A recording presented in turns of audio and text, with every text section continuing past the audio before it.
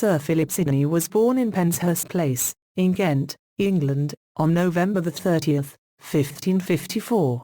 Philip's father was Sir Henry Sidney, and his mother was Lady Mary Dudley. Mary was John Dudley, the 1st Duke of Northumberland's eldest daughter, and her brother was Robert Dudley, the 1st Earl of Leicester. Although he wished to marry Penelope de Varro, she would be forced to marry elsewhere. Another marriage proposed would be to Anne Cecil, which fell through.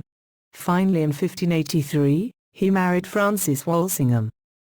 As with most children born into the nobility, his education would have been befitting the station of that of the son of a nobleman. He would have begun with home tutoring, followed by attendance at Shrewsbury School, and later he was matriculated into Christ Church, Oxford. By the time Philip reached 18 years of age, he was elected as a Member of Parliament for Shrewsbury. In the same year, he would be called upon to travel to France to assist in the negotiations for a marriage between Elizabeth I and the Duc d'Alençon. From there he would continue his travels around Europe, visiting Germany and Poland, Italy, Austria and Hungary, over the next few years, and in so doing, met many prominent politicians and intellectuals along the way.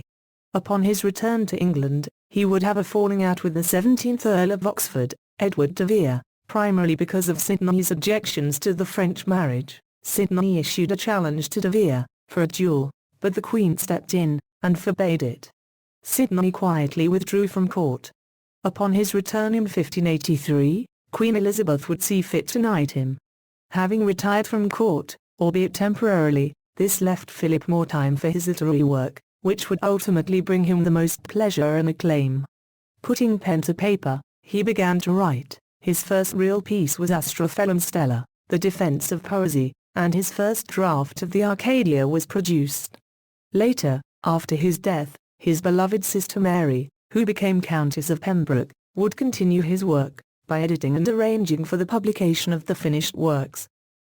Although Philip Sidney was involved in military activity, he was present in Walsingham's home, in Paris, during the St. Bartholomew's Day massacre. His military involvement would be on behalf of Protestants against the Roman Catholic Church, and Spain.